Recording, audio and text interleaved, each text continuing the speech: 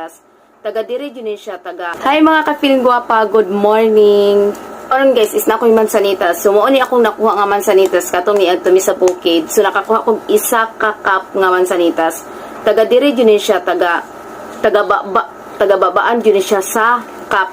Pero kay nagsige na ko gikaon-kaon anam-anam taga munaog ko. Sumuon na lang ni nani na lang siya, suwa na siya kapuno. Then ako din yung gibutang sa freezer kay para bugnaw siya. So inani na siya. Yeah, bugnaw na kayo siya. Sumora ni akong kaunon og pamahaw kay lagi nagpapiling gwapa ko karon. Mag-diet ko kay para daw muniwang ko. So di ba ambisyosa ang palaka. O yun to eat at one. Akong gipatry sa ibang og eat pero dili siya mo eat. So siya kailaan ni nga pagkaon.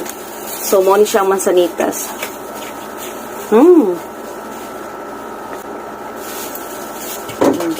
Yan.